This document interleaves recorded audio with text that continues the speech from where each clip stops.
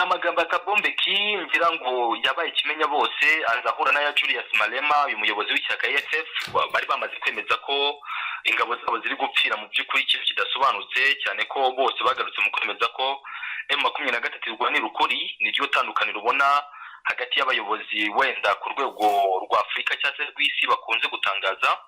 Ababo harimo Muze Kabombeki beruye bemeza ko M23 irwanira ukuri.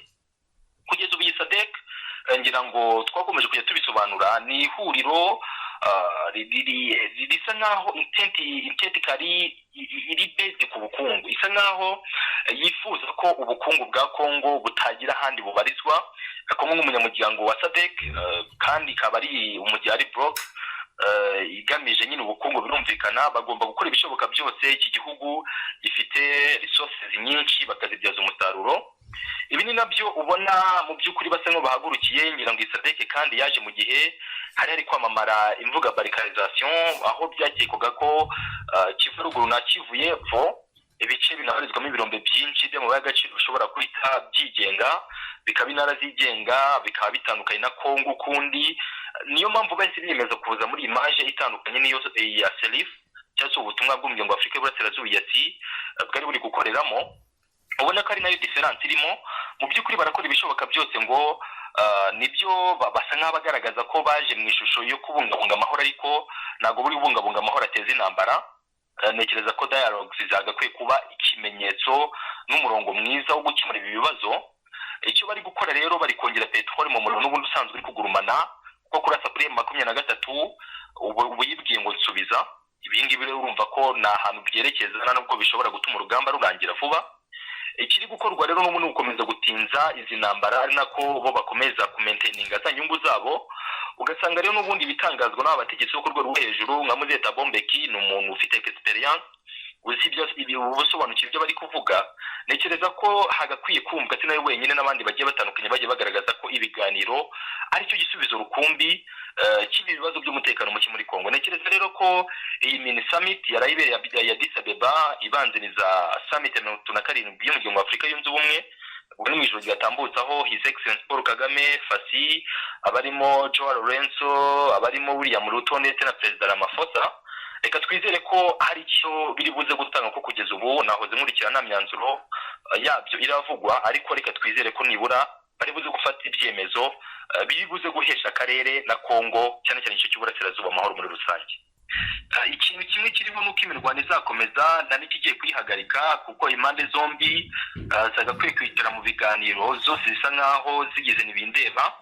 Dore ku ruhande rw'Kinshasa ngira ngo amagambo aheruka y'umuvugizi wa leta akaba na minisitiri w'itangazamakuru Patrick Muyaya yongeye gushimangira ko nta gahunda n'imwe hari yo kwinjira mu biganiro n'abarwanyi ba M23. Ibi ni nabyo mugenzi we cyangwa se boss we President Felix Tshisekedi nawe yakomojeho avuga ko nta gahunda n'imwe hari yo kuganira n'abarwanyi ba M23. Wagera ku ruhande rumwe ibitangazwa na AFC iri huriro rya Alliance Fleuve du Congo, ukabona bari kuvuga ko nabo batayikeneye ibiganiro kuko n'ibyagiye bigeragezwa ntacyo bigeze bigeraho. Wakinjira mu buyobozi bwa M23 mu nzego za gisirikare ukabona ko nabo bemeza ko bo biyemeje kwakira cyangwa gusubiza mu buryo babajijwemo. Niba ari ukuraswaho bazasubiza barasa, niba ari ukuza mu buryo bw'ibiganiro bazemera bicare bumve ikigomba kubivamo, ariko ibyo biganiro biri butanga umusaruro. Muri make abantu bakomeza kwitega intambara. Ikindi kibyemeza ngira ngo mu mazi iminsi mwumve by'ingabo zoherejwe za Afrika y'Epfo. Izi ni ingabo nshya, hari abavuga 3,000, hari abavuga 2,900, ariko range rimwaho. Izi ngabo rero n'ubundi ntabwo zije kurebera, ntabwo zije nk'indorerezi, cyane ko SADC yamaze gutanga clearance yemeza ko iri muri Kongo kugira ngo irase cyangwa se irwanye M23. Ntabwo baje nk'abantu baje nk'indorerezi cyangwa baje nk'abahuza, baje nk'abantu bifuza kugira ibyo bakora birimo no kurasa kuri bano barwanyi ba M23. Ibi ngibi rero n'ubundi ni ibimenyetso utakirengagiza ngo ujye kure byerekana ko intambara ikiri gutegurwa. Sibyo gusa uyu mujyi wa Goma hamaze iminsi hakirimo ibikoresho byinshi byari biturutse muri Tanzania nkuru Kinshasa, babizana mu mujyi wa Goma. Ibi ni ibikoresho n'ubundi bisa nk'ibitegura intambara, cyane ko mwagiye mubonamo tank militaire, mugenda mubonamo izi modoka z'imitamenwa, mugenda mubonamo nari bikomoje izi tank ndetse n'izindi ndege nshya zagiye zizanwa. Ibi byose ni bigaragaza ko urugamba ruri gutegurwa, ahubwo ikibura n'itariki ya nyayo cyangwa se igihe nyacyo cyo gutangiza ibitero byeruye kuri bano barwanyi, kuko ibi nabyo ngira ngo mubibona ko bitaremezwa neza.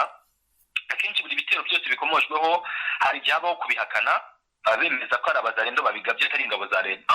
Noneho utekereze mu munsi bazabemeye ko binjiye mu rugamba bizacura iki nicyo abantu bagomba kwitega. Ariko ikiriho cyo nuko amahoro yo agiye gukomeza kuba mu nyandiko no mu mvugo gusa kurusha uko byakagiye mu bikorwa. Icyo mbona kibabera avantage, bafatirana akavuyo kari muri no mitwe yitwara gisirikare ubundi bakakabyaza umusaruro. Nta kindi bano barwanyi mu by'ukuri wavuga bagenderaho, nta zindi mbaraga zidasanzwe bafite zituma bashobora gutsinda, nibarusha ibikoresho bigezweho izi ngabo za leta.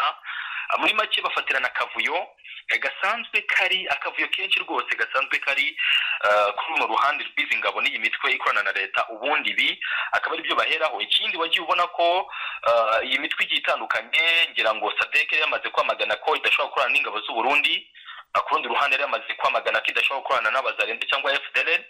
Iyi ni imitwe isanzwe imenyereye ikibuga cy'imirwano hara muri Congo, bari kujya bifashisha wenda mu rwego geographique kugira ngo bamenye ngo aha tugeze hateye uku, birindiro dukeka ko bya M23 byaba birahanaha.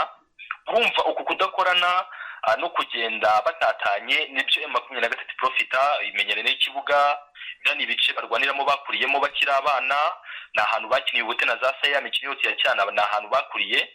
Ibice baba bisobanukiwe banabizi, bazi aheza baza habi. Ibi byose rero nibyo baheraho bakabigira nka avantage, ikabasha kubahesha intsinzi.